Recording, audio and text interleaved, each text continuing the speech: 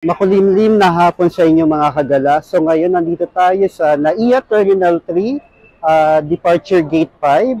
At meron naman tayo panibagong gala. So samahan nyo ako na pumunta ng Hong Kong at ng Macau. So kaya ako nire-recommend sa inyo na pumunta lagi dito sa Gate 5 para pagpasok nga natin ay andun na yung area kung saan tayo magbabayad ng travel tax.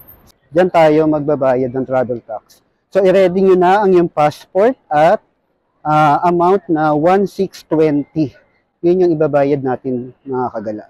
So, correction pala mga kagala. Kahit saan palang gate ka pumunta, meron travel tax. So, dahil mahaba nga yung pila dun sa letter B, pumunta tayo dito sa letter C, kung saan medyo onti ang pila. So, I think lahat ng gate dito ay pwedeng magbayad ng travel tax. So, merong A, B, C, D, at E. Doon tayo pwedeng magbayad ng travel tax. Pagpasok mo pa lang ng gate, diyan, nasa harapan mo na yung travel tax. So, yun mga kagala. Hopefully, na-guide kayo ng tama sa pagpasok nyo dito sa NAIA Terminal 3. Tapos, another information mga kagala, kapag magbabayad ka ng travel tax, may option ka rin pala mag-credit card. Pwede ka mag-cash and then pwede ka mag-credit card. So finally mga kagala, nakakuha na tayo ng boarding pass at papunta na tayo ng immigration. So good luck, hopefully walang maging problem. So finally, nakalagpas na tayo ng immigration at na-x-ray na din yung ating check-in baggage. Hindi pala check-in. Basta yung baggage na yung check-in na. Hand carry baggage. So ngayon, magdi-dinner muna. Grabe, after 1 hour. Sobrang tagal yung pila sa immigration. Kaya kung ako sa inyo, mga kagala, dapat talagang agahan nyo. So, yun lang yung ma-advise ko. Kagala, nandito na tayo sa boarding gate. At 1.5 hours na lang, lilipad na tayo papuntang Hong Kong. But before that, bigyan ko kayo ng mga tips, no? Kung ano yung mga dapat natin gawin.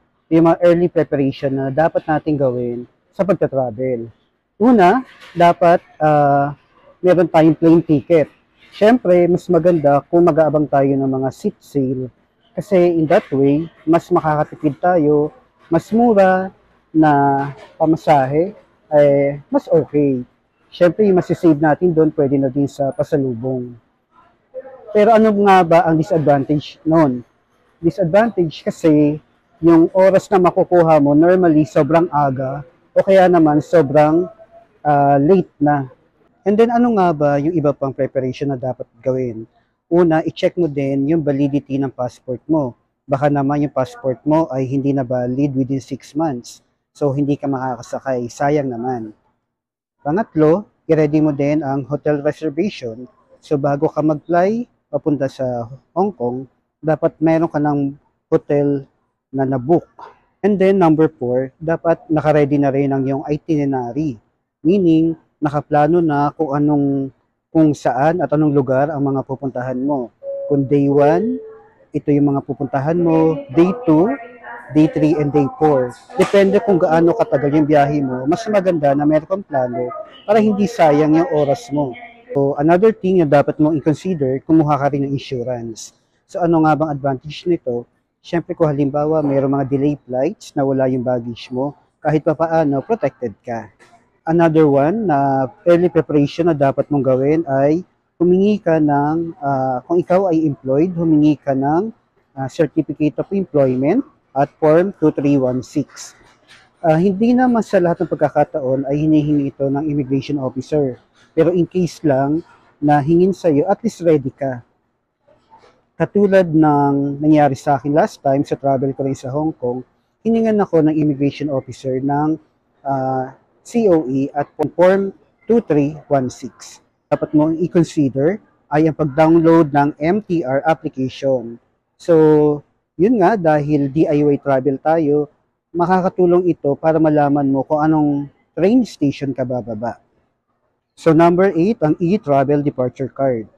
So, dapat bago ka mag-travel papunta ng Hong Kong, ay dapat mo na itong ma-fill out. All you have to do is i-download yung application at meron na akong video na nagawa niyan. So, for your reference, pwede mong sundan ang video na ito. Number 9, SIM card.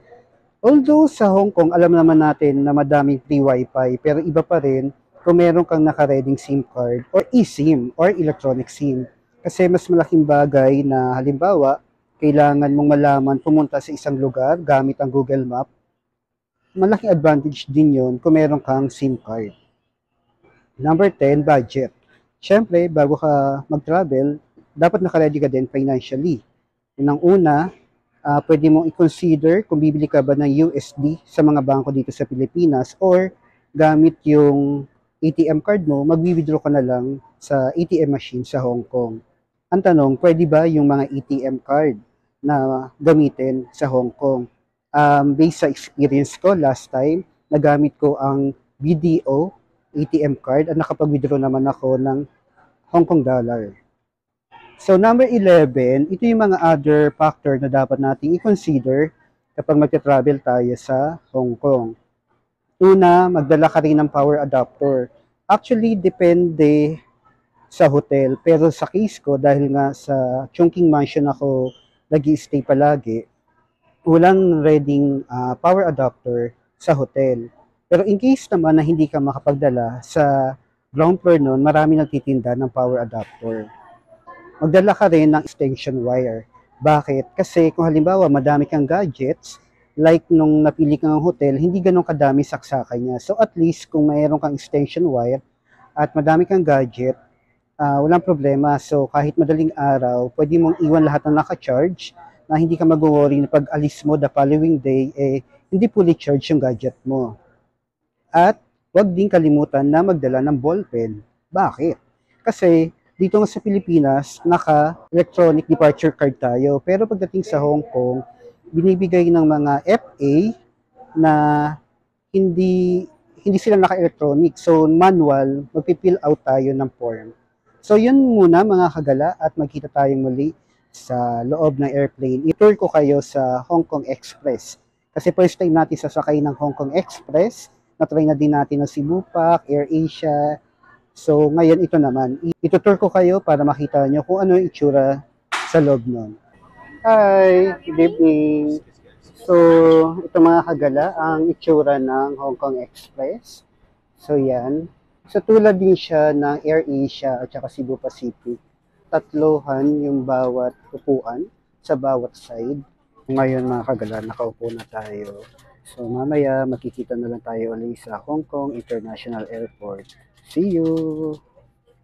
Hello mga kagala, so nandito na tayo sa Hong Kong International Airport Terminal 3 at pupunta nga tayo sa Terminal 1. So sasakay muna tayo ng tren. Yan, lalabas na tayo ng tren. So pupunta tayo ng immigration mga kagala.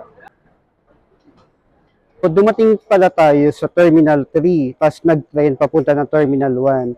So ito yung bank na sinasabi ko sa inyo kung saan ako mag-withdraw gamit ang BDO ATM card. Please insert your card. Insert natin mga kagala. So na-insert na natin yung card mga kagala. And then English. Enter. So, mag-withdraw tayo ng 1,300 Hong Kong dollars. Kunin ang card. And then ito na. Ito na yung ating cash. Kung wala pa kayong SIM card, dito lang sa may 7-Eleven. Yan. Malapit lang naman ito dun sa ATM. And then, lalabas na tayo. Kapag alas 12 na pala, hindi ka na makakabili ng octopus card dun sa may dati kong tinuro. So, ang sabi sa reception, pumunta daw dun sa may terminal ng tren. So, dun tayo makakabili ng octopus card. Pero ako kasi meron na, ilo-load ko na lang. And then, ito nga yung palabas to the city. Yan, dyan tayo lalabas. At sa kabila niya, yung train station. And then sa right side naman ay ang bus station. Doon tayo sasakay ng bus going PST. Doon tayo pupunta. Tayo galing kanina sa train to the city. Kung bibili ka ng octopus card, meron ditong customer service center. Yan, nasa may likod. Diyan tayo pwede bumili ng octopus card. Kung halimbawang kailangan nyo. Tapos ako itatanong ko kung, by the way, ito rin pala yung train to the city. Dito ka rin pwede sumakay. Pero ako kasi, maglo-load ako ng octopus card, itatanong ko muna kung saan pwede. Kung sa kayo bumili ng octopus card, Pwede rin palang mag-load doon. So yun, nakapag-load na ako ng Octopus card at ngayon ang ating destination. Pupunta na tayo sa bus station. Hahanapin natin yung bus, kung maabutan ba natin yung A21 na bus. Kasi alam ko, may time lang yun. Pag wala, N21. So mamaya update ko kayo kung anong bus yung ating pwedeng sakyan. Doon tayo galing mga kagala. So lalakad lang tayo. Dire-diretso. At dito yung bus terminus. Nasa likod natin ang bus terminus. Nandyan yung terminal ng mga bus going sa city. Iyan yung bus terminus na sinasabi ko mga kagala. Hello mga kagala, dito yung terminal ng bus at hahanapin natin yung A21. Dahil hindi nga tayo umabot ng A21, trinay natin itong A20 na bus. Tinanong ko yung driver kung dadaan siya ng Chongqing Mansion at sabi niya dadaan daw. Dahil wala na nga yung A21, ang schedule niya ay hanggang 12 midnight lang. Ngayon mga kagala ay 1:30 AM na. So, konti na lang at nasa Chongqing Mansion na nga tayo.